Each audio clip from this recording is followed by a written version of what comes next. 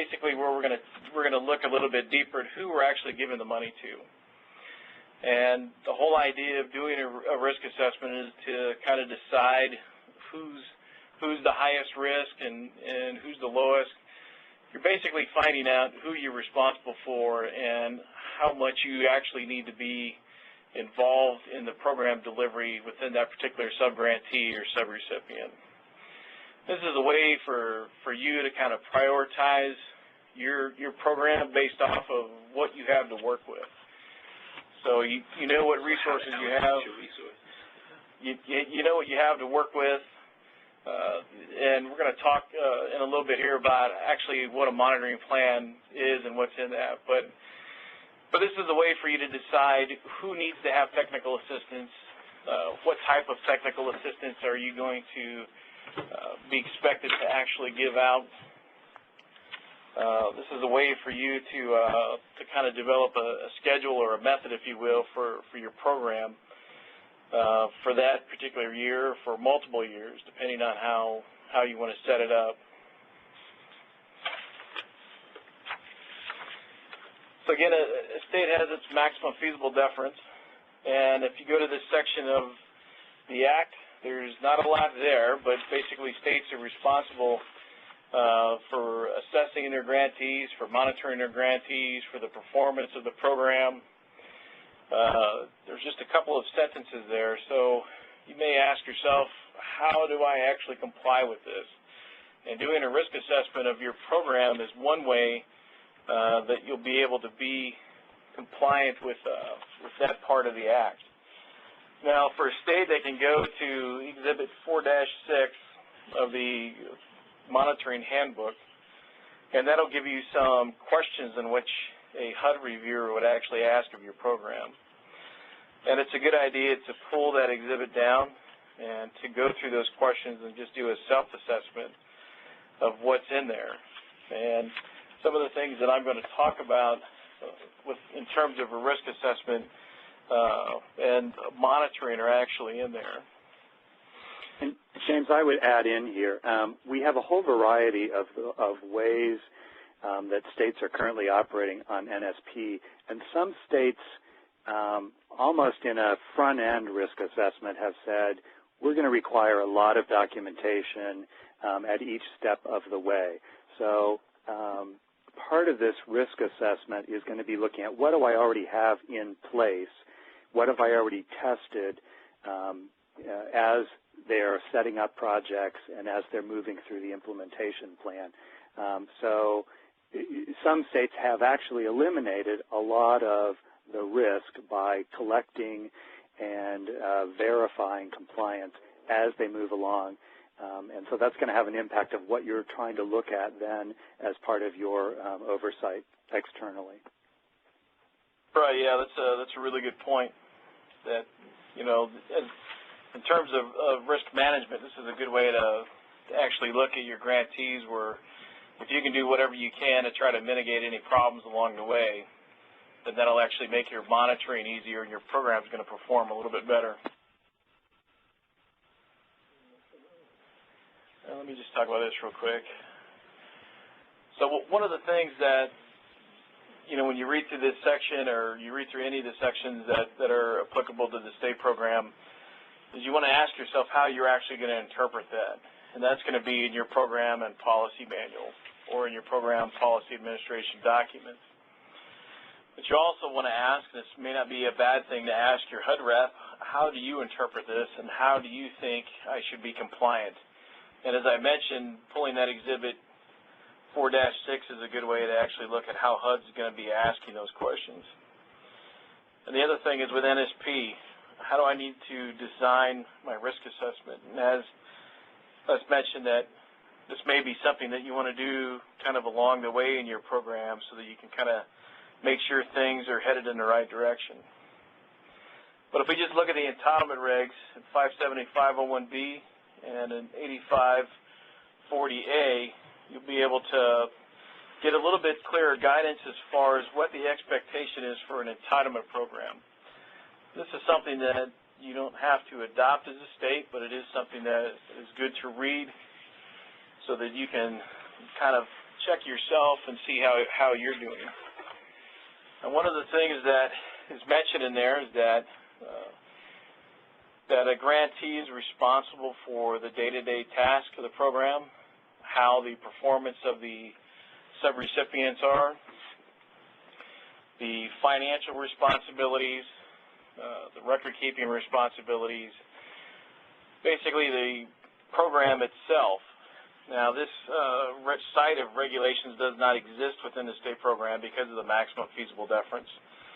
But these are two of the areas in which a state can use to, again, try to do a self-assessment in terms of how they're doing with their programs and their policies.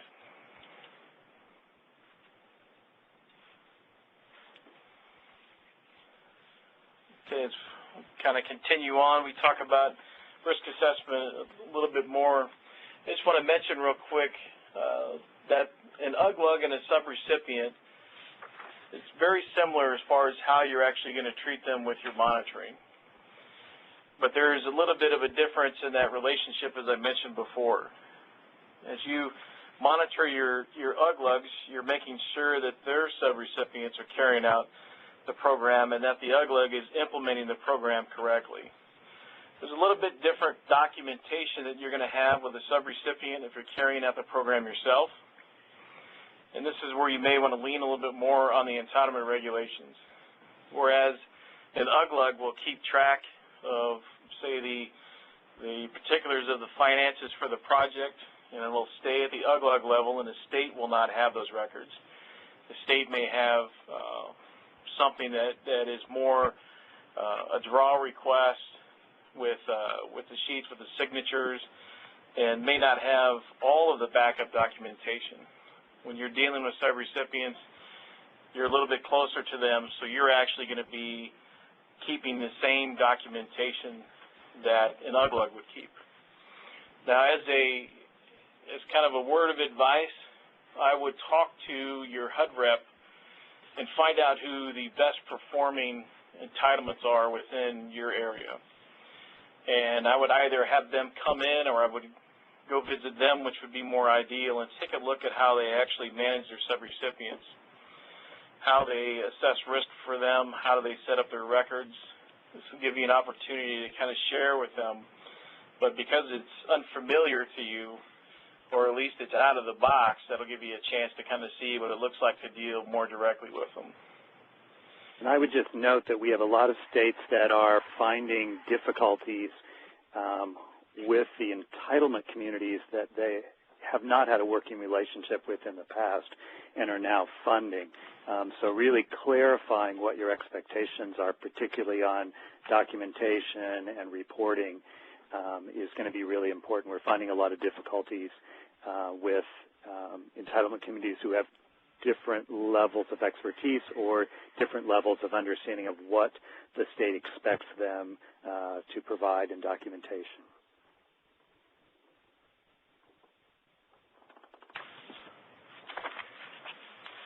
Right. Let me just throw in here that this is John Laswick, that that more documentation isn't necessarily better documentation. I mean, you want to have a level of information that you can assess risk at, and a level of you want to have contracts that are good and strong and enforceable, but you don't want to load the program up with so many reports and so many layers of information that it slows it down to the point where people can't spend the money either. I mean, it's kind of it's a fine line, I realize, but we've seen a lot of states that seem to be, in my opinion, a little overly cautious on some of these things. And I mean, if more paper determines safer programs, I'd be all for it. But I haven't seen that relationship bear out. Agreed. Okay. I just want to kind of go through a list of what some things are that you may want to include as far as you develop your actual assessment of your grantees. And again, you can do this. I've seen this in many different formats. I've seen this in tabular formats. I've seen where people have assigned points to it. I've also seen where grantees have just made a list with statements, and then as a group, they've just decided who was high risk and who was moderate and who was low risk. But these are just some of the things that you may want to include as you actually assess your grantees. So you want to look at the type of organization. And this makes more sense if you're a nonprofit versus an UGLUG. There's a little bit of a different structure. But actually how that organization is set up as far as their staff and their structure. If there's necessary checks and balances in there as far as approvals, payments, that may be a good thing. It may not be a good thing. Just kind of depends on how they're set up. If you have one person who doesn't need to check with anybody else as far as making decisions, that could make things go really quick, but it could also make them pretty high risk as well because there's not anyone there as far as that check and balance system. If you look at their history with either the CDBG or the NSP program, that could make a big difference. There's a lot of strings that are attached to federal funds. There's a responsibility as far as the reporting, the cash management, and other things. And if they're unfamiliar with that, that may be an area where they're high risk and you may need to provide a lot of technical assistance. Also, you need to kind of do a little bit of investigation. And that's been mentioned before as far as asking for documentation up front. You may want to look as far as if anybody on the staff has ever been debarred. It may be a good thing to look and see if anybody's ever been in jail for embezzlement. That might be a good thing. If tax returns are consistently late, you may run into a problem with OMB Circular 133 with the audits. Those are some of the things that you need to really ask a question, who you're giving the money to. And that's where kind of doing a pre-award assessment is always a good thing. But you want to make sure that any problems are out in the open or known before they show up in the paper and you're associated with it. James, I would just add one item on here. Because the NSP program is borrowing some of the structure from the home program, I think another question to look at is the background that staff has with home regulations.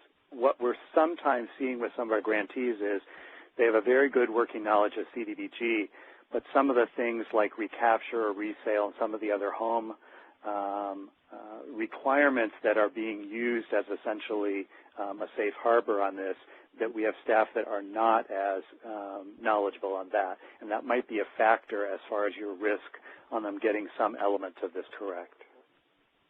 Yeah, that's a really good point. We do have some states where the home program's actually either delivering or working really close with the NSP program, just because that expertise with the housing exists there and not within their CDBG program.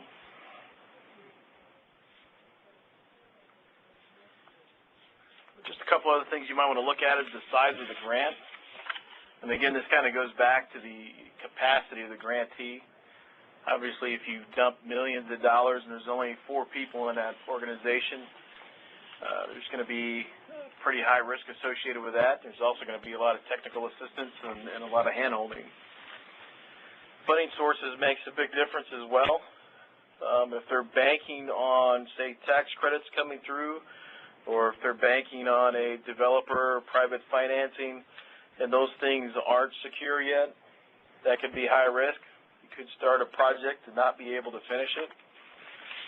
If program income is involved in that and they've never actually dealt with the cash management rules or the program income rules, then that may be high risk. Also, the complexity of the project.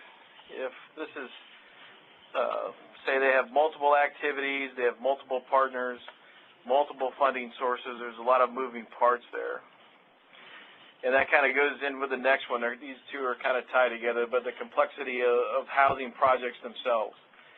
Obviously, there's a difference between if they're doing a 5 single-family home rehab or if they're going to be doing a large multi-housing project with mixed income, and it's new construction and they need to find buyers. They have deadlines and multiple funding sources. You also need to look at the project in terms of whether or not it's going to have an impact on the environment. whether or not it's an existing lot, whether or not there could be complications with other agencies, whether or not there could be delays. And the last thing is Davis-Bacon and related acts, whether or not they have experience with these things, or if they're actually going to come into play in the project to an extent where the capacity of the subrecipient or subgrantee that you've given the money to is going to require a lot of help in terms of compliance and documentation. James, I would just point out that we have a number of partners in this, for instance, some land banks who are doing some of the work that have not really had to work with environmental review and release of funds, have not dealt with Davis-Bacon or some of the other program requirements. And sometimes we're seeing that we have had projects that have moved forward before they had a release of funds, or the environmental review might be based on the acquisition but not the actual redevelopment that is part of the actual NSP project. So these also can be sort of high-risk areas depending on that partner's past experience. Right, yeah, that's a good point. And then, again, as you'd mentioned earlier, as far as actually doing an assessment on your grantees as you move through the program, that's definitely something that you want to make sure that you give them some training. I mean, with today's technology, we can do webinars, we can do conference calls, we can do a lot of things as far as actually being able to train our grantees so that not only they can be compliant, but we can be compliant as program administrators. Having said that, I just wanted to talk about a few things that would be considered high risk, and as you mentioned that, I don't know if that's on my list here or not, but whether or not they're new to the CDBG or NSP program, or as you'd mentioned earlier, the home program, that's something else that may make them high risk. Being familiar with the rules and actually working with the rules, that makes a big difference between a new person and somebody who's seasoned. If the organization has had a lot of staff rollover, especially if they've had leadership changes, that could be a red flag as far as high risk, because the organization may not be stable, there may not be the knowledge base, there may not be the same people there actually who applied. So you need to make sure that you know what's going on in an organization. I mean, it's an organic thing, and it changes, and you just kind of need to be on top of what's going on. I'd be kind of leery about subrecipients who are just now getting into this field. And I know when the economy is tough and money is in certain places, people like to jump into those areas where the money exists, and sometimes they just don't have the capacity to be able to do it, or they just bring one person on board and everybody else just kind of runs along with them. That's something that you want to watch out for as well. It never hurts with the internet today to use Google or some other kind of search engine to just kind of do some research on the people that you're dealing with and see if there's been something in the paper. See if someone's been arrested. Check the different federal systems to see about debarment, to see about 133 issues or some other things. If there are, that's something else you may want to consider going ahead and making them high risk and then flagging that area for continuous monitoring. If it's an UGLUG or a subrecipient that an entitlement has dealt with in the past, I would find out the best you can whether or not there were any past problems they had as far as their performance with the grant, or if there were compliance issues. You can check the Office of the Inspector General site and look to see if there has been any audit reports that were filed on them. And you can check with your HUD rep to see if there has been any monitoring findings or concerns or anything like that. And lastly, if the subgrantee or subrecipient that you're using, if they're doing multiple activities, and based on their capacity and past experience and performance, if you don't feel that they are on stable ground as far as carrying out multiple activities that would make them high risk. Just because at some point in time something may fall through the crack, they may develop their own priorities as an organization, and that may put the grant at risk.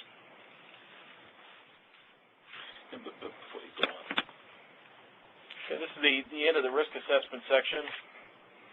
Does anybody have any questions at this point, or Les, do you have any comments you want to make as far as the risk assessment process? Well, I'm just going to offer that one technique to use with risk assessment is also using it on a grantee by grantee specifics. So you might set some parameters that everybody, we're going to look at these sort of core elements, but you might for each grantee look at a risk of the activities that they're undertaking and decide for the amount of time that you have on site with them, where you're going to concentrate your efforts. If they have a strong track record in doing, acquisition rehab type of activities, but they've never done, a multifamily development or, kind of looking at what those risk areas are. If they have a good track record with environmental review, but they really haven't done Davis-Bacon compliance, as you look at all of your compliance areas, doing sort of a risk assessment on how am I going to spend my time and efforts while I'm on site, and that may be a way to get a better coverage and a better look while you're there with the staff and time you have available. All right, thanks, Les. Man, that feeds into actually what I'm going to talk about next. Yeah, one other thing that was also that, we have a lot of technical assistance funding for the NSP program, and, if you've got a particularly complicated situation with one of your subrecipients or a project in your state, we can direct some expert consultations to help you with that problem, because I think everybody knows it's easier not to dig yourself in a hole than to dig yourself back out. So keep that in mind and use the resource exchange to request assistance when you need it. And I think states, to some extent, in other programs, oftentimes operate where you put the money out and you go and look after they're done.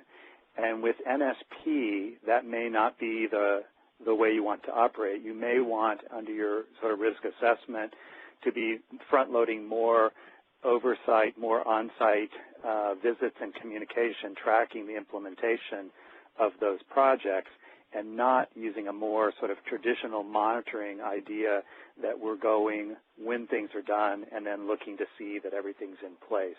And particularly with the timelines and with a lot of folks doing things they're not familiar with, that sort of catching things earlier while you have an opportunity to correct or amend systems will be probably a very wise thing to do with NSP. Now, are there any callers who have questions verbally that they'd like to ask? And just a reminder to our audio participants, if you do have a question, press *1. And you can also use the Q&A function on live meeting by typing in your question. And we have no phone questions at this time. Okay, let's go to the next slide, John.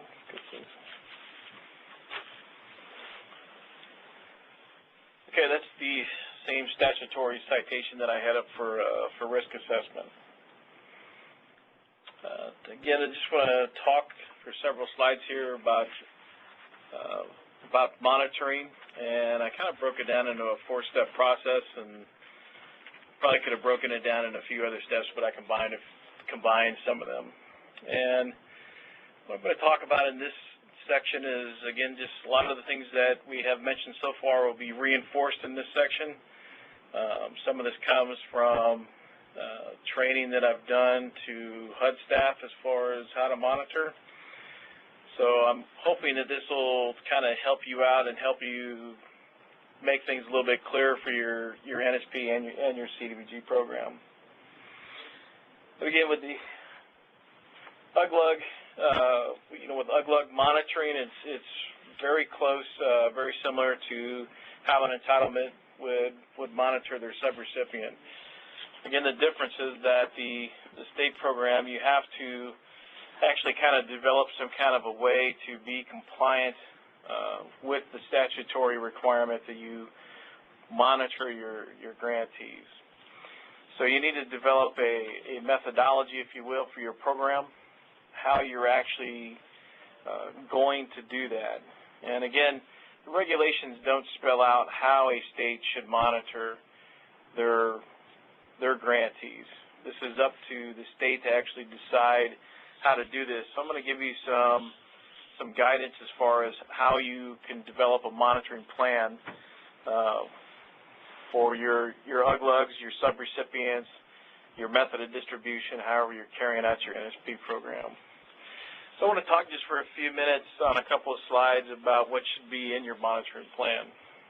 And again, this is something that would not only help you be compliant with our regulations when a HUD actually comes out and monitors you, but it'll also help you be compliant with the Office of Inspector General's perspective as well as the Government Accountability Office. So in your monitoring plan, you need to kind of develop some standardized procedures for reporting. This is based off of your requirements, of course, for reporting. What are the things that you need to turn in? What are the things that you need to put in a DRGR? What are your time frames that you have to work in? You also want to include some standardized procedures for how you're going to not only review but monitor your subgrantees and subrecipients.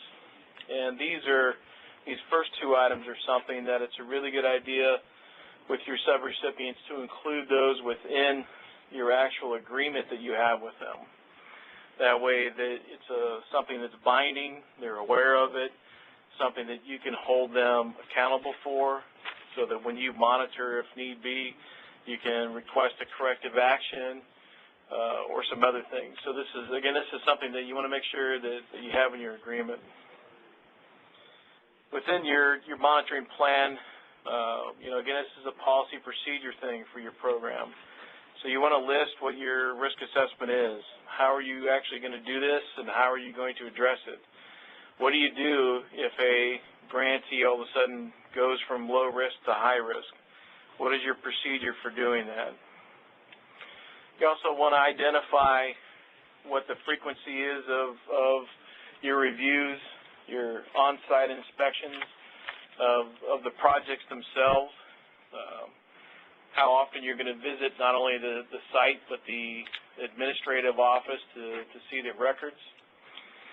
This is something that you're going to want to have in your subrecipient agreement so that it's binding and that they understand that you're going to be on site to actually look at that housing project, so that when you get that request in for payment, you can go out and you can verify that they actually did what they're asking money for. Can you go to the next slide, John? And so that there's no surprises for the sub-grantee after the fact, after the agreement's already been signed. Right, yeah. That's why you want to make sure it's in the agreement so they understand that when you just show up, that they signed an agreement stating that they would grant you the access that you're allowed in the statute and the regulations to the project and to the records. I just mentioned this about what happens if that grantee goes from low to high risk. What happens if that grantee doesn't report? What happens if that grantee will not return phone calls and emails, or they're not even there when you show up for 6 months straight? You want to have listed in there what the pre-monitoring preparation is. You're going to have new employees that come on board. You're going to have employees that forget. You may forget exactly what your process is to prepare for that. And we'll talk a little bit more about the pre-monitoring prep.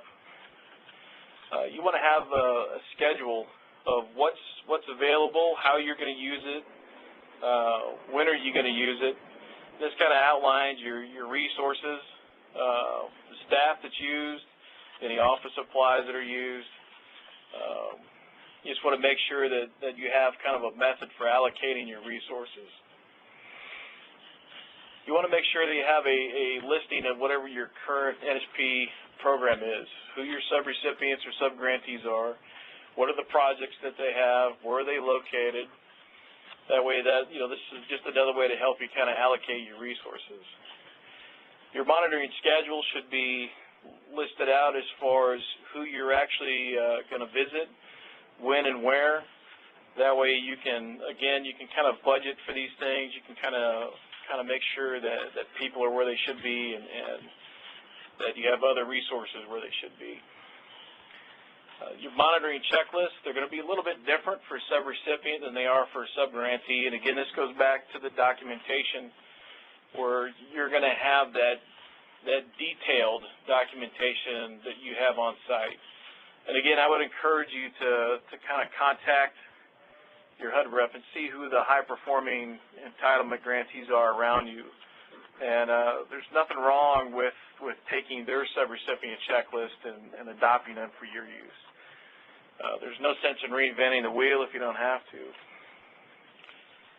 Having a set of letters that are in your monitoring plan that are boilerplates or fill in the blanks, however you want to look at them, is a really good idea.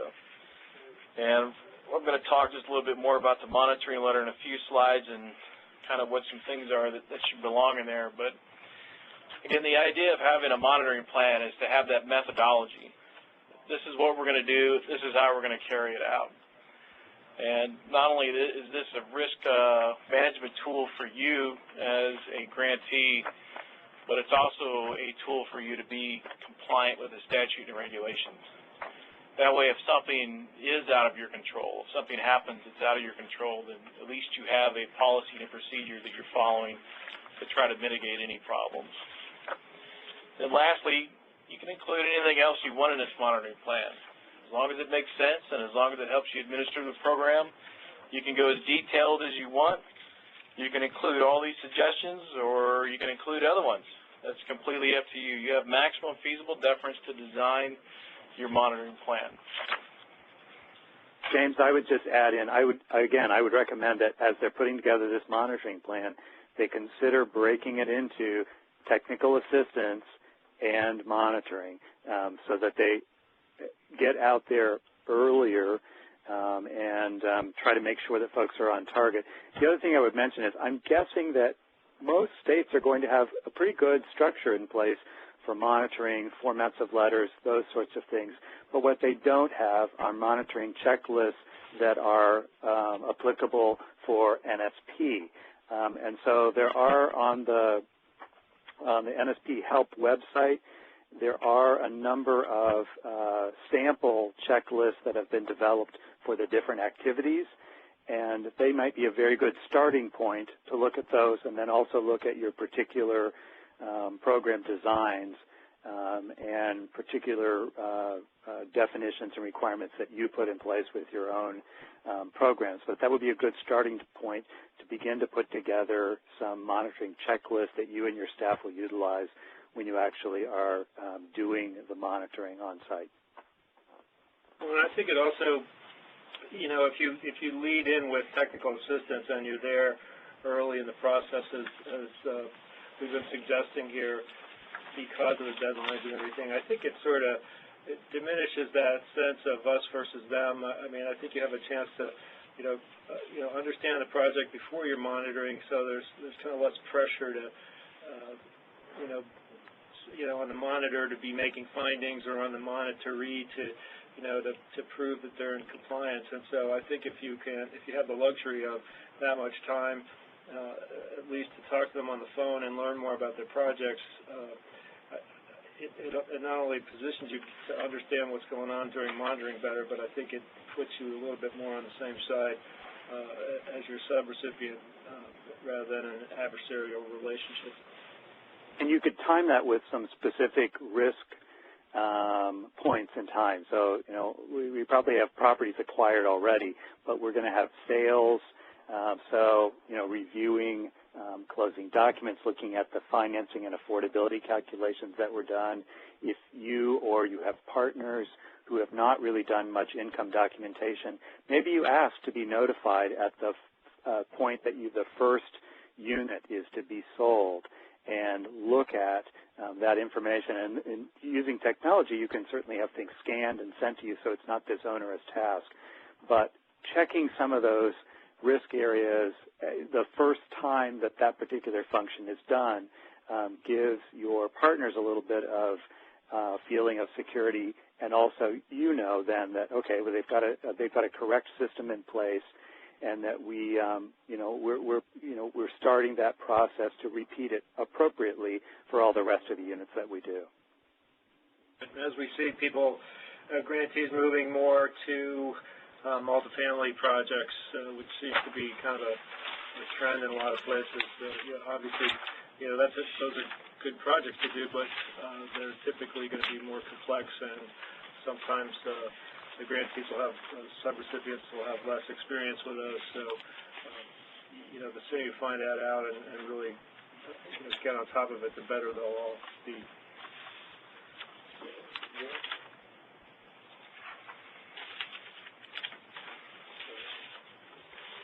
Okay. Let's talk about, and again, this kind of comes from HUD guidance and some training that we give out to the HUD employees.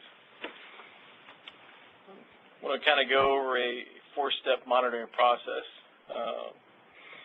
Kind of the first part of this is to look at having that individualized strategy per project or per activity, however you want to approach it. To actually be per subrecipient as well, if you wanted to, if they're only doing one activity. And this is done beforehand. You want to just kind of check and see, based on your risk assessment and the documentation, reporting, conversations that you've had with the subrecipient or subgrantee, what areas or what functions you actually want to review. And again, you want to just kind of get together everything that you have.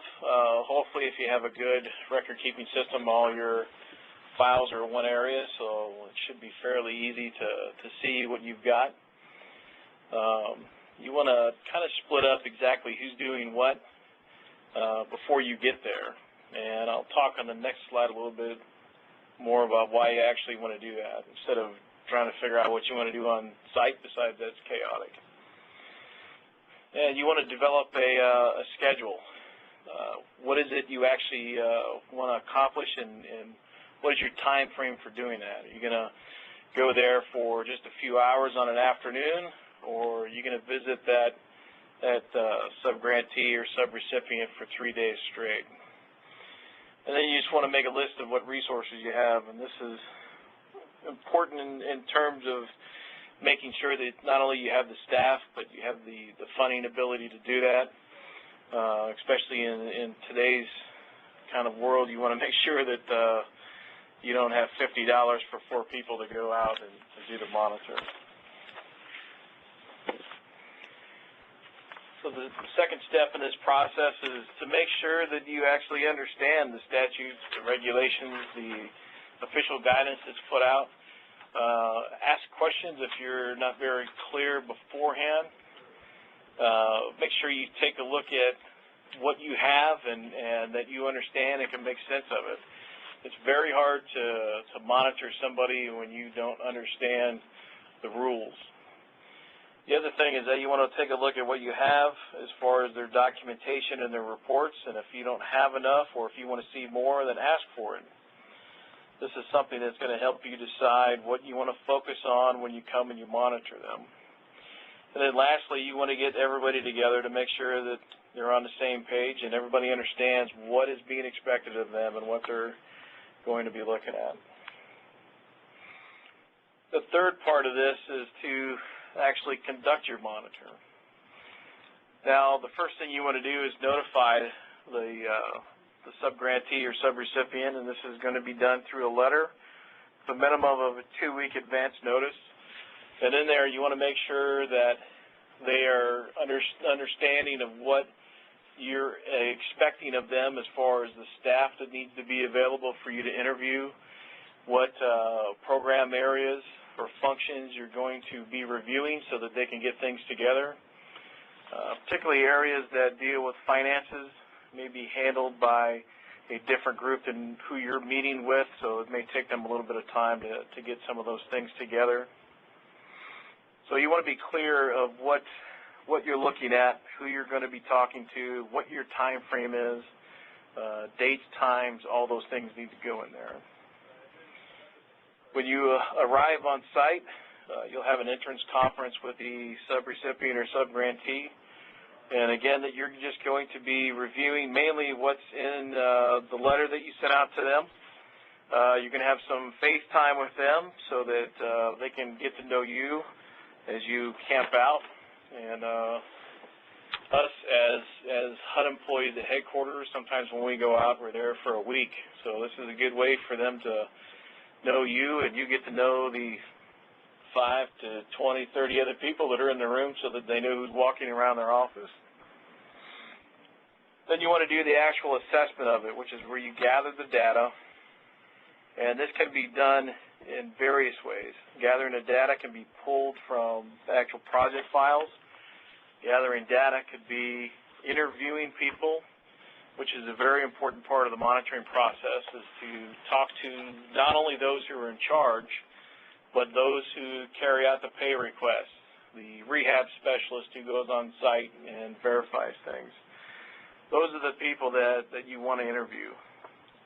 I know that may sound a little counterintuitive to do that, but interviewing is a really good way to find out the status and the health of the program on the inside. That'll kind of give you a little bit more insight on how things are actually going as far as the program administration. Then lastly, you want to have an exit conference. And in the exit conference is where you'll discuss what are the things that you kind of came up with. What are your conclusions from your monitoring trip? If you had findings, if you had concerns, if you had comments, if there were things that they did well, things that they did not do well. And then once you get back on site, and we'll talk here in another slide about the actual development of your conclusions in your monitoring letter, you want to make sure that you kind of have concurrence amongst the group. Exactly what happened there, what did you find? That way it's not just one person's opinion or one person's perspective as far as how that subrecipient or some grantee is doing.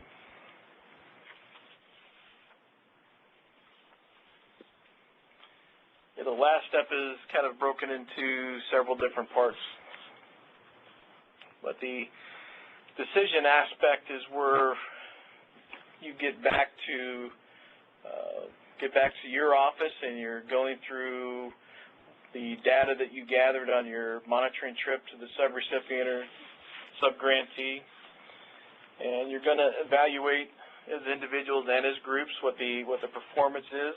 Again, I need to point out that you need to tell the people that you review what they're doing well.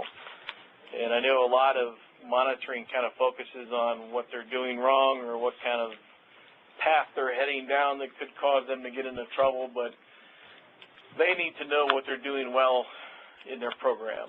And that's because they are responsible, whether it's to a city council or to a nonprofit board of directors. They need to know what they're doing well so that the people that they're responsible to have that kind of assurance in who they've actually got in that position, so that they know that they're doing well. They may have problems, but they're doing well in something.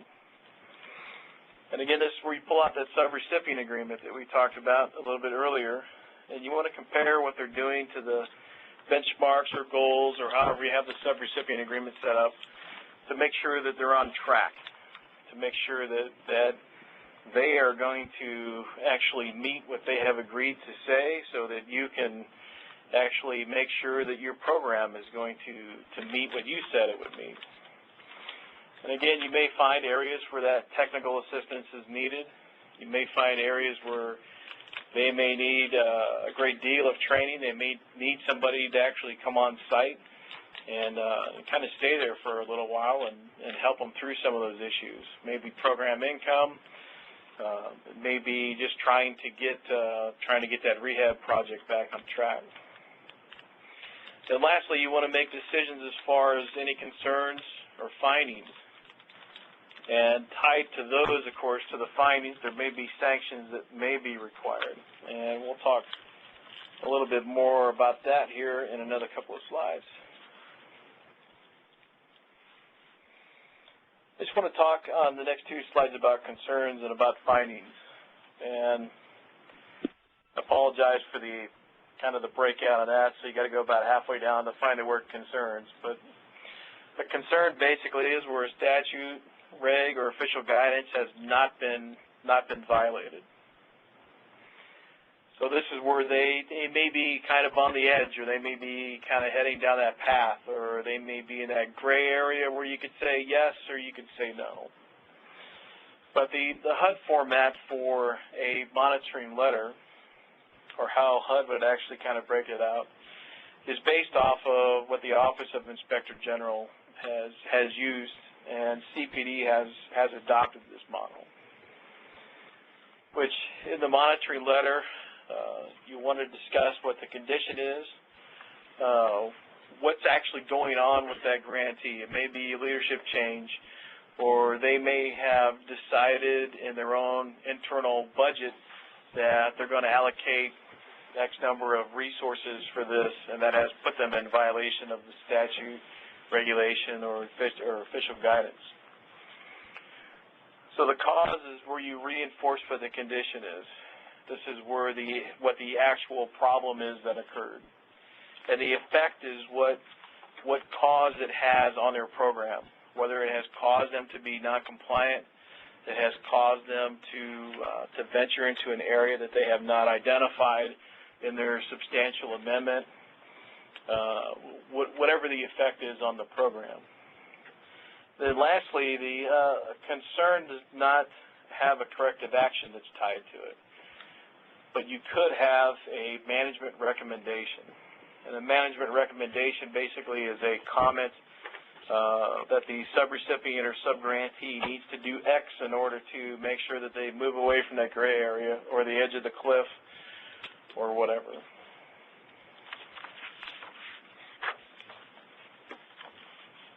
Okay, findings. Findings are where a statute, regulation, or official guidance has been violated. And the format for the HUD format for a finding is very similar to a concern. The only difference is that there is a corrective action that is required. And this may range from changing the policy that the grantee follows, or the subrecipient, subgrantee follows, or has developed. It may also be where they need to repay funds. And then, of course, the addition also is a dispute process, which needs to be outlined. How does the subrecipient or subgrantee, how do they rebut, if you want to look at it that way, what your corrective action is and what your finding is?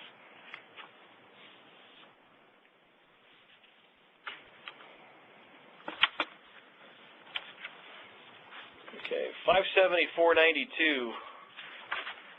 Regulation that states that the state grantees need to develop within their policies and procedures a set of sanctions where they basically develop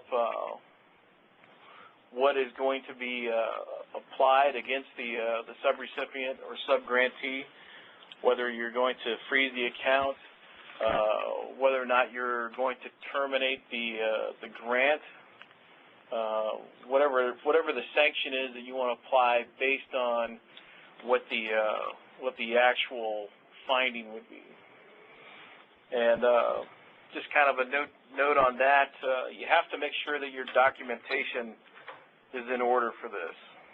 To support the sanction. To support not only the sanction but the finding. The finding is the most important. If you can support your finding with documentation, then you can support the application of a sanction. The last thing you want to do is to have this go to an administrative law judge, and you don't have the documentation to back up not only the finding but the application of a sanction. And that's where another word of advice would be to contact your HUD rep and talk to them about it. Make sure that they are aware of what has occurred, what the sanction is that you wish to apply, because if they are not satisfied with their rebuttal that they have towards you, then the next place they're going to go is to the HUD office. And they need to be aware of what's going on. You need to have their advice, and you need to get that in writing so that you can document your administrative record. The last thing is that you have that opportunity to call the Office of the Inspector General. If you have decided that they may be fraud, waste, abuse, or some kind of misconduct with grant funds, then again, I would contact your HUD rep who's on there first before you call the Office of Inspector General so that they understand what's going on, so that you can kind of have some concurrence there. That way the IG just doesn't show up and nobody else has an idea what's going on. Okay, your monitoring letter. Again, I'll just stress that these are legal documents, and you're documenting your administrative record. And as I mentioned before, if something were to get to that point where it goes to an administrative law judge, you need to make sure that you have included everything that you can think of, at least, that kind of demonstrates what your role was in terms of monitoring the subrecipient or subgrantee. And again, I kind of paint this picture, I guess, of a worst-case scenario, and 99.9% of the time, it's probably not going to be that way, maybe even 100% for some people. But this is one of those, you just never know things. Your monitoring letter needs to be very clear. And again, this is post-visit, this is post-year review, and you want to reiterate what exactly you looked at. Who were the names of the people that you were with? What were the dates, the times that you were there? You want to be as detailed as you possibly can. You'll need to be that detailed when you discuss your concerns and when you discuss your findings. But you're doing this on purpose so that when you sign that letter, you have your administrative record lined out exactly who was what, when, where, and what were they doing. And James, I would add in that this is sort of also a teaching moment.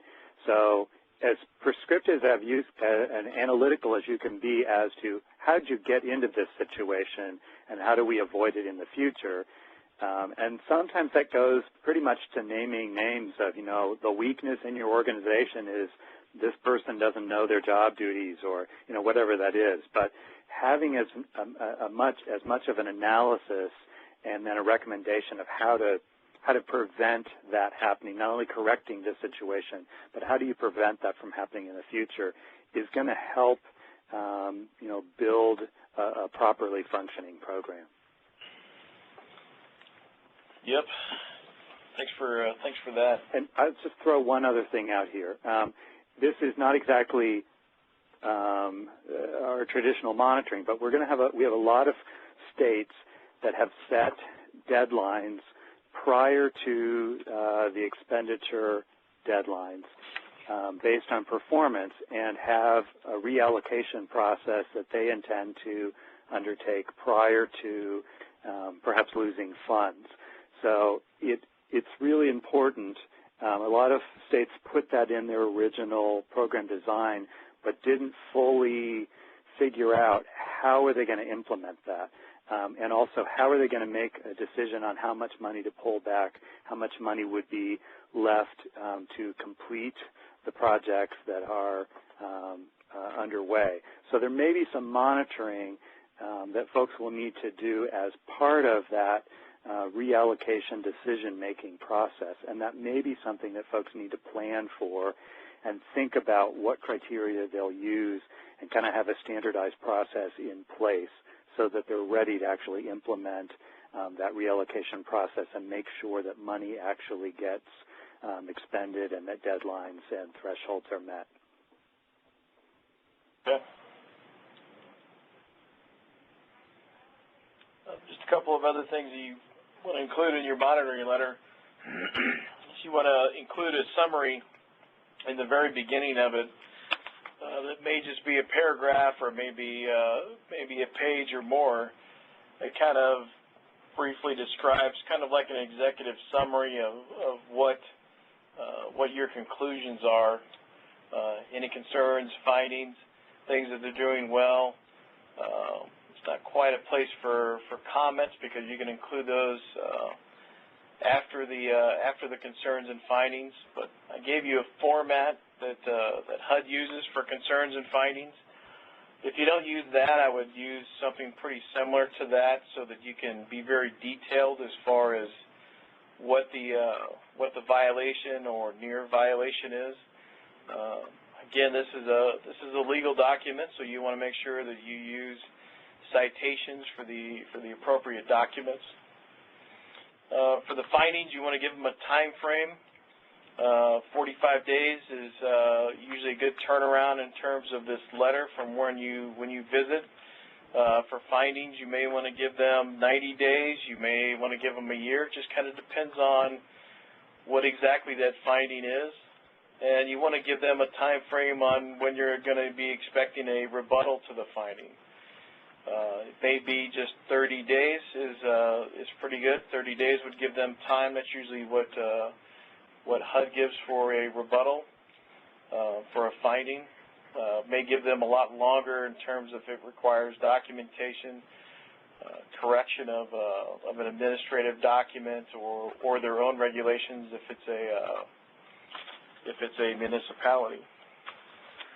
Also, you want to note in there any technical assistance that you gave on site or technical assistance that you are going to sort of require as part of a corrective action, or that you are going to ask that they undergo in order to keep from having a concern turn into a finding.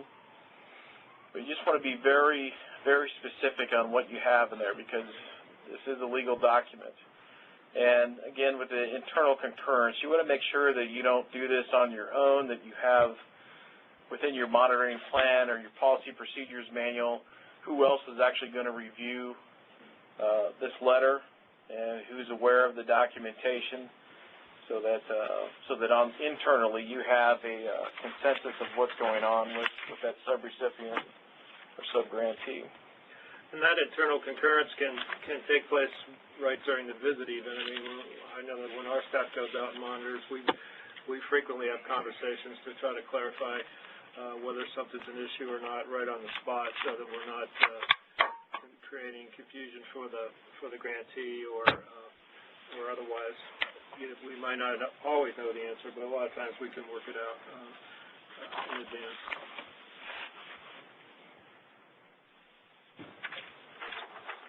Okay, this is my last slide on the monitoring process. The last part to actually concluding your monitoring is to make sure that you have closure to the visit. When you have your visit, you may only be there for a couple hours or several days, but it is not appropriate and it is not fair to the subrecipient or subgrantee to string out your monitoring conclusion, if you will, for 6 months, a year.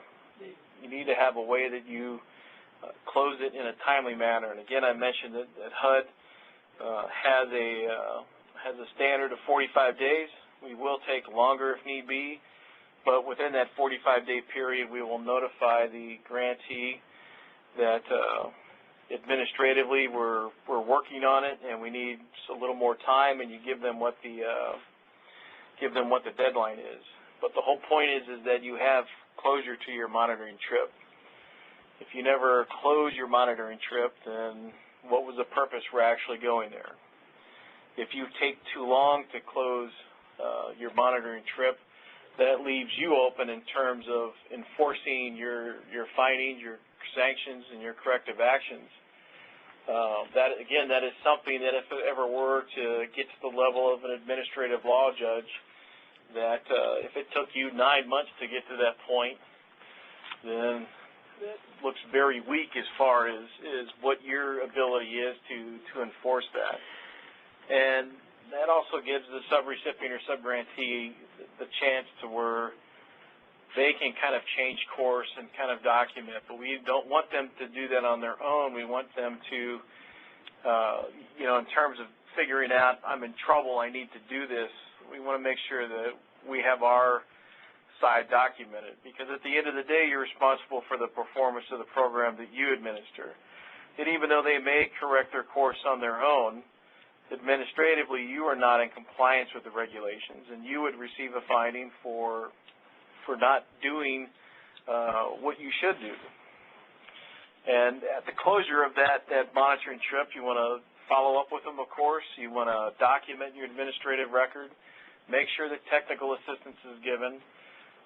According to your monitoring plan, you may need to continue in your risk assessment and may need to change them from whatever level that you had them at, or they may stay at that same level, but you need to reassess the risk of the grantee at the end. And again, in your monitoring strategy, you should outline what your next scheduled visit is or what your next scheduled follow-up is. And again, you can kind of determine what level of monitor that you want to do. You may decide in 6 months I want to do a desk review, or in 3 months I want to make a site visit and do some interviews. Or next year, we're going to do a 2-day on-site monitoring trip where we're going to look in detail at the financial administrative records. You kind of decide that in your monitoring plan, whatever your methodology is. And that's something that you have that's solid, but it's also needs to be fluid in those areas in terms of what you're going to schedule, what you're going to cover, and what you're going to do. That's kind of the end of that. Before I talk about record keeping, does anybody have any questions, or Les, do you have any more comments? No, I don't at this point. There is a question on the live meeting. What are the benefits of on-site versus desk monitoring? Well, there's a big difference between on-site and desk. I guess just to kind of let me talk about desk monitoring real quick. You know, our desk reviews, desk audits, however you want to call it. Those are very limited as far as what you can do. You only have what they've given you. You have emails you can look at. You can always talk to them on the phone, so you can do a little bit of an interview. But really a desk audit, desk review, whatever you want to call it, that's just another way to kind of check up on the performance of them, but you're not actually getting a full picture of what's going on without actually doing an on-site. On-site is where you can actually look at the project itself. You can visit the administrative offices. You can inspect the records. You can talk to the people who actually are processing and working with the money, with the rehab specialist, with the program director. The on-site is the thorough and the preferred method. The desk audit is something that if you had a choice between a high-risk grantee and a low-risk grantee, you would do the desk audit on the low-risk grantee. And if you had concerns, then you may consider an on-site. But the priority for an on-site would be given to the high-risk grantee. So again, that's something that you would outline in your monitoring plan. And I think that part of your monitoring is, again, sort of a teaching, and it's also you're using some of your, you have a checklist, but you also are using some of your instincts to see where there are problems or potential trouble ahead. And a lot of that you just can't accomplish from just looking at paperwork coming across your desk.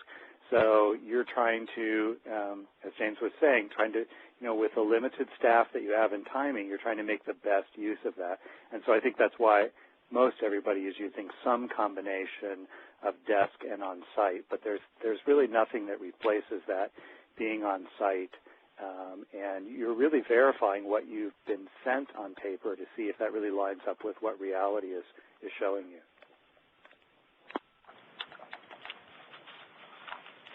Okay, are there any other questions?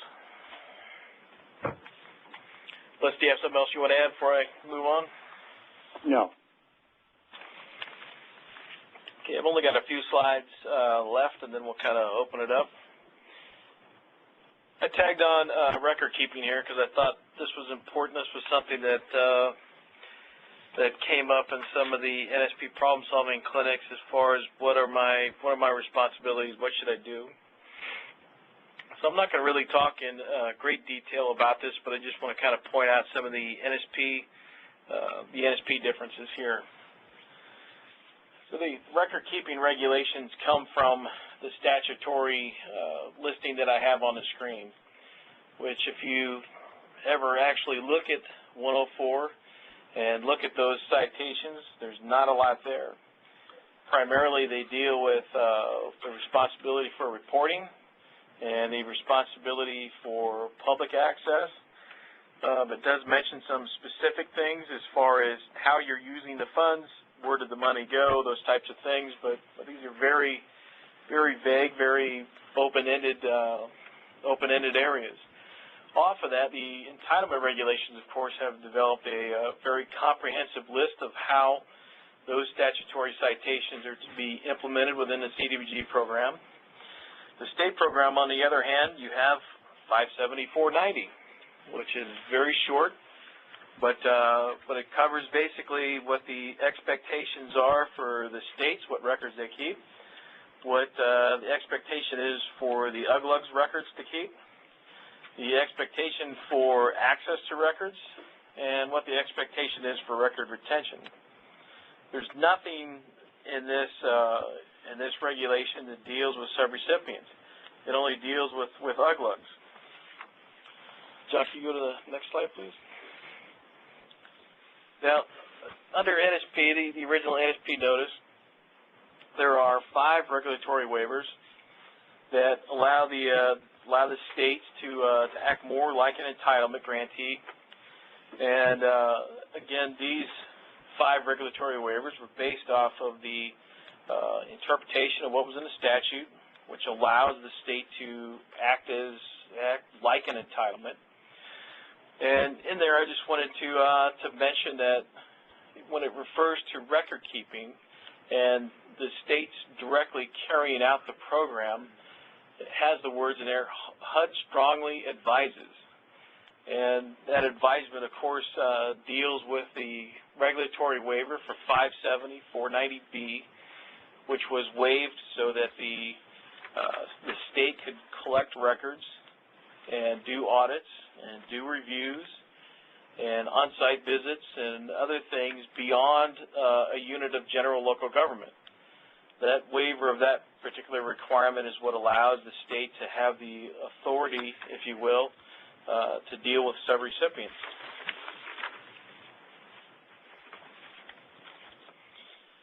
Now, as I just had mentioned, the HUD strongly advises that the states, if they are carrying out the NSP program directly, that they consider adopting 2 parts of the entitlement regulations. The first part is 570-506, which is a detailed listing of what should be included in their records, the records that they keep. And that's because, as I mentioned several slides back, that there's a relationship difference between a state and an UGLUG and a state and a subrecipient. You're going to be collecting more documents. You're going to be examining more documents. And as well, 570-503, which is what deals with what should be in that subrecipient agreement, that an entitlement program is a lot more familiar with. A state were to adopt that, then they would be on par with what should be in that agreement. I mentioned some few things earlier about what should be in that subrecipient agreement as far as the performance, reporting. A lot of those things are outlined in 503, and as you have maximum feasible deference, you have the ability to add some stricter requirements in there, some other requirements, as long as they're not contradictory to the regulations or to the statute or the official guidance that's put out on NSP. So I would actually kind of further that notice as far as saying that HUD strongly agrees. I strongly advise you to actually adopt those, and that's something that will give you that clear guidance that you need to develop that relationship with the subrecipient and to make sure that you're compliant. Now, Part 85 is something else that a lot of states have adopted. Part 85 will help kind of lay out a lot of things for you as further records requirements are in there, enforcement, monitoring, finances, procurement, your responsibilities as far as monitoring those subrecipients as outlined in Part 85. There's a lot of details in Part 85. That's something else that was not mentioned in the NSP notice that I would recommend that you would adopt Part 85 as well, or at least follow Part 85, examine Part 85, and implement a lot of those things into your policies and procedures manual. Now, if you do not directly adopt Part 85 and you choose to follow some of those things that are in there, and that needs to be outlined in your policies and procedures manual. How you're going to monitor, how you're going to examine the finances, the financial systems of a subrecipient, the procurement for that subrecipient. Again, this isn't anything that's new to states because they have to deal with this with UGLUGs. You have to provide guidance for your UGLUGs, and that's why that relationship is fairly similar. It's just you're a little bit closer. You're dealing directly with that project. So that's all I have on record keeping. I didn't want to include a whole lot in there, but I wanted to just give you a little bit more on that. Does anybody have any questions on record keeping? Or Les, do you have anything you want to add? Only thing that I would mention is that if you have subrecipients who you have not or do not expect to have ongoing relationships with, you might have some thought about on the records whether some of those records would at some point be transferred back to the state's possession so that you know that they're maintained and available for the proper period of time. Yep, that's a good point.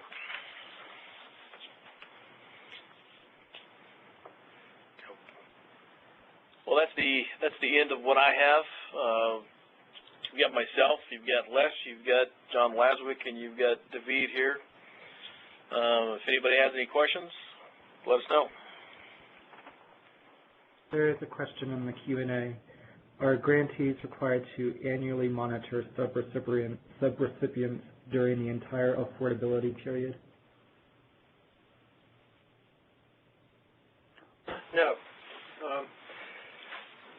I think the way that we've used the home program to structure the continued affordability period, it should be a little bit more self-monitoring, but there is no annual requirement. Obviously, if you've got a multifamily project and you've got a nonprofit and all the agencies are still in business and still have relationships, then you're going to continue to see that. You would want to do it as frequently as you could or stay on top of the project, but it's not a requirement. John, since there's a requirement that there's a verification of income at turnover, I wonder if it would be smart in those projects to have an annual reporting where they were then providing information about turnover so you could track over that time that they actually were taking appropriate steps. Yeah, well, I mean, I think there's any number of reports or, this is a good case where maybe a desk audit is sufficient, if the project's otherwise going well, and you just need to make sure that they're doing the, what they're supposed to do. But, there may, in a given year there may not be any turnover. Right. Well, so, certainly we encourage you to go out and get these as much as possible. I just don't want you to think that you have to do it annually. Yeah. Well, one other thing I wanted to add is, in your policies and procedures where you discuss how you will oversee your subrecipients, your subgrantees, that's where you're going to justify what your practice will be for monitoring, for evaluating your subs.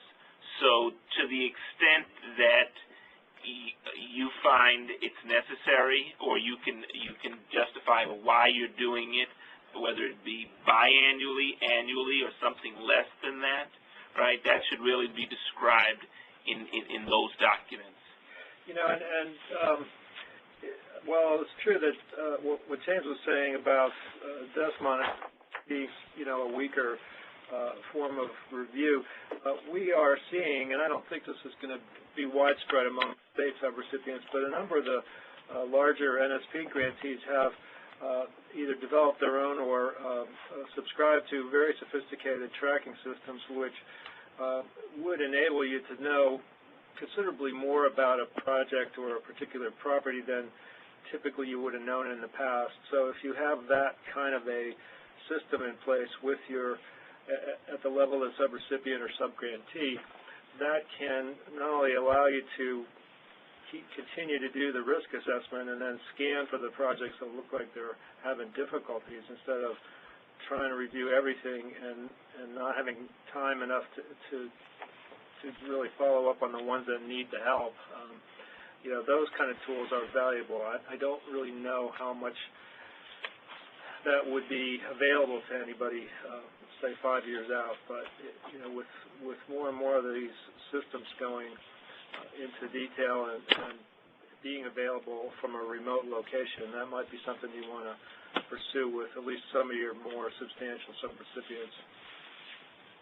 And I think it's also true that, you know, this sort of saw this earlier, but, you know, we've seen quite a few very sophisticated nonprofit grantees that are in the NSP program, but, you know, they do not necessarily have direct relationships with HUD or the federal government in their past. So, you know, it's not, sometimes it's, you know, you really can't assume that everybody's going to be up to speed just because they are a sophisticated grantee. They may be really excellent at what they do, but they may still stumble on some of the federal requirements. So just don't, I would say just don't assume.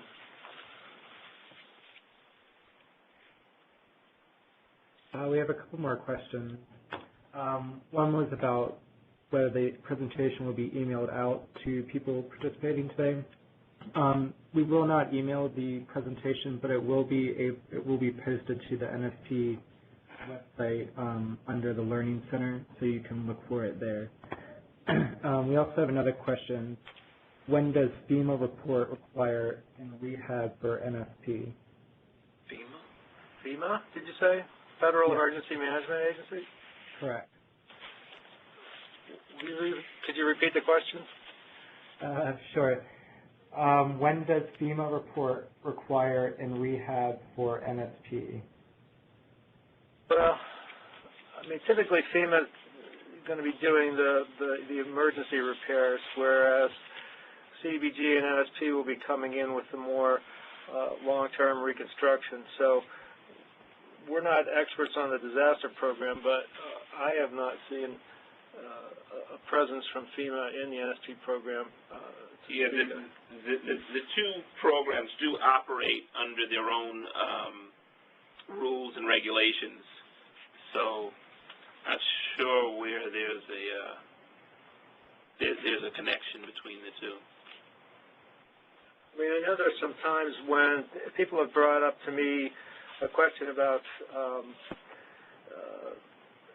duplication of benefits and things like that relative to FEMA, and you know, somebody received some benefits to repair their house after a flood 8 years ago, and they want to know if it's okay to come in and use NSP or CDBG funds, and the answer is yes. Those NSP doesn't fall under that set of restrictions in terms of the duplication of efforts, and again, duplication of benefits, and again, it's because primarily those are limited to the disaster damage, and 5 or 10 years later, it's pretty hard to tell why a roof needs to be replaced.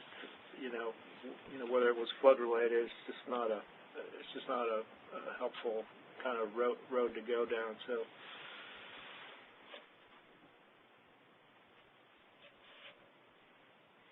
We have an additional question. Is there any additional guidance on the monitoring of program income received and retained by subrecipients, i.e. state subgrantees, after 2013? Well, 2013 does not matter anymore. The original Housing and Economic Recovery Act said that program income received after June 30th of 2013 would have to be returned to the Treasury. That has been repealed. So we did, for NSP purposes, just publish a policy alert on program income, which I believe would largely apply to subrecipients in the state program as well, because as James was saying, I mean, if you sort of align yourself with the subrecipient rules in 503 and the program income rules in 504, the definitions in Section 500, those kind of continue on through the programs, and really the guidance that we put out for NSP is just the CDBG guidance, but a lot of NSP folks haven't had to run into that. So I think, I mean, unless you've sort of specifically written completely different rules, I think you can find a lot of what you need in that program income guidance, and if you can't find it all, you can submit a question through the resource exchange. But I mean, I think the bottom line for subrecipients and program income is that it's a negotiable agreement that the state or an entitlement community can allow a subrecipient to retain program income under a variety of circumstances, and it's pretty much wide open. I mean, they can require all of it to be returned, they can allow all of it to be retained, they can split it, they can have different triggers for things coming in. So, and that is to some extent dealt with in that 570-503 language, and then we try to amplify that in the policy alert, and that just got posted in, I think it was late June. So that's pretty new as far as on the resource exchange. If you go to the find a resource and the resource directory, and then on the right-hand side it lists policy alerts, you should be able to find it because they're in reverse chronological order.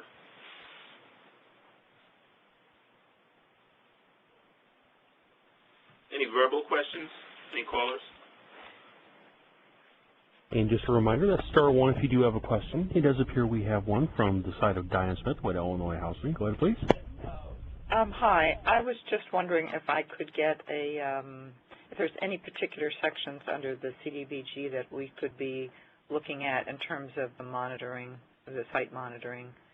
And I know you've gone through a lot of this today, but we're just getting started with the monitoring part. And if there are certain sections that conflict between those and the NSP program. There really isn't anything in the regulations per se, but we do have a large set of checklists that are based on the requirements, and James wrote the one for NSP. Okay, and I've taken a lot of notes, and I will go and look under your Learning Center website. Is there any way you could send out a link for both the NSP Learning Center website and the Resource Exchange? It's so easy. We could actually, Vince, can we pull this up? Yeah, you can get it at www.hud.gov/NSPTA, as in technical assistance. NSP Technical Assistance. Yeah. And that's we call it the Resource Exchange. The Learning Center is one of the pages on it.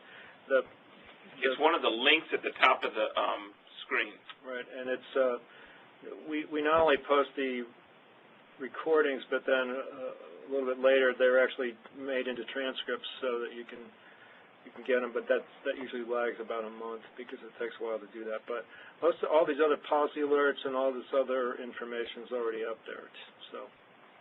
Okay. And it also should be on. Oh, and these web links and everything should be on the listserv announcements that come out for upcoming webinars and weekly updates. What about in terms of finding the exhibits? We can go to the HUD page, and if you go to the handbooks, the monitoring handbook is 6509.2. That's the number for the CPD grantee monitoring handbook. But if you go to the HUD page, you go to CPD, then you go to entitlement. You can actually look at the basically CDBG manuals online, and you can go to, there's a chapter in there on monitoring, and there's also a subrecipient management manual that's online as well that you can get to off of the entitlement page. Yeah, so that's right off the HUD main page, which is www.hud.gov, and then as James was saying, once you get onto there, you go under programs and you want to go into community planning and development and either entitlements or state programs, and that takes you into a whole other wealth of information.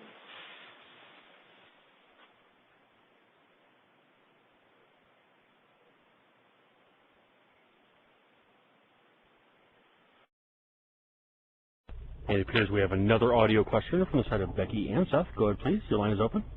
Hi, I have a question today unrelated to monitoring, and it's fairly complex, and I wondered if either John or David would be available sometime other than this call to get on. It's related to escrows and uses of NSP funds. And so John or David, would it be possible to schedule a call with you to have a discussion about that? Yeah, would it be possible for you to outline the question first? It's a little easier for us to have some time to think about it. It is. It's an NSP1 multifamily project. We're building 150. Think about in writing. Okay. All right. We're building 115 rental units in Missoula, Montana. We have NSP1 funds involved. Oh, is this that site that we had so much fun with? It is. Oh, goody. Yeah. The other main source of funding is a HUD 221D4 loan. And the question is regarding they being Wells Fargo, who is the lender of the 221D4 loan, would like to retain NSP1 funds in escrow as security. We have had conflicting guidance between our regional office, Karen Clark, and what also HUD Denver with the multifamily program HUD Denver is telling us, is it eligible to hold NSP1 funds in escrow or not?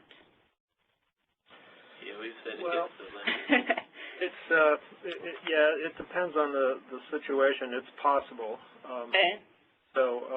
But yeah, why don't you, if you could send us a note that describes what they're going to do with it. I mean, if the project's already insured, I mean, normally we would look at something like that as some sort of credit enhancement or other form of insurance. But if the project's already got 221D4 insurance, then I guess the question is, why do they need something more than that? Okay.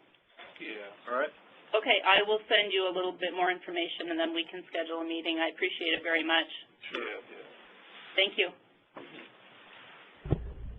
And our next phone question comes to us from Karen Patterson, State of California. Go ahead, please. My question is once we do our monitoring risk assessment and we identify obviously the high risk, medium risk, the low risk, is there a requirement that we monitor each and every contract if they are low risk and our resources are limited? So you actually, that maximum feasible deference, or even if you're an entitlement, you can decide that. I mean, you have to be able to demonstrate that you're tracking and monitoring the performance of your program. So the collection of your reports on a timely manner may be good enough, but you have the opportunity to decide that. I mean, that's really the point of the risk assessment, is to figure out, well, how do I allocate limited resources? Obviously, you have responsibility for the whole program, but if you can feel comfortable that you're low risk and even some of your medium risk grantees are doing okay without a site visit, that's up to you. Thank you. And I'm showing no further phone questions at this time. All right. And there were no other written questions either? Not at this time. Okay. All right, well, we do have, the resource exchange is available for asking a question. The turnaround time has been really within a couple of days on and all, but a handful of those that require a little bit extra work. So you can see right on the screen here that one of your choices is to find a resource. One of them is to ask a question. And I can't read the other one, but I think it's... You can scroll over. Okay. Request assistance. All right, request assistance. Yeah. So that's the technical assistance. So, you could actually request 16 hours worth of technical assistance through here directly, and we approve those pretty much within a week. So that can be pretty fast. If you need a more in-depth type of assistance, we can get that turned around for you. The ask a question is those are answered daily. And then back here, when you see the find a resource, so I usually go up here They go to the resource library, and then on the right-hand side is frequently asked questions, laws and regulations, policy alerts. So the person that was asking about the one on program income, there it is. Or you can get the entire set. Makes a great Christmas present. And now we actually use these, and I appreciate ICF keeping these updated. So that's all the policy alerts. But we consider these to be just slightly less than divinely inspired. So with the laws and notices and regulations being the actual divine guidance. So show them where the learning center is. Okay, let's scroll to that too. So up top here, you go to the learning center, and then you get down to, okay, so we got upcoming webinars, and now we've had previously held sessions, and you can see this is, I think, our 44th webinar this year, so thank you, James. But you go into any one of these, and you get the webinar information, you get the slides, you get the recording, and you get the transcription. Right. So each of those components will be available for this webinar in the near future. So yeah, I think really you can get a lot of help in here, and ask a question. This is pretty simple. You just go in and fill out your name and write your question in, and we've got some trolls who answer these 24-hour basis. So now the last report I saw on this, which was for June, the average. Well, we were the trolls for a long time. Right. I'm still hunched over from that. But no, really, these are getting turned around on an average of about 2 days. So it's not a long and painful process, and so don't hesitate.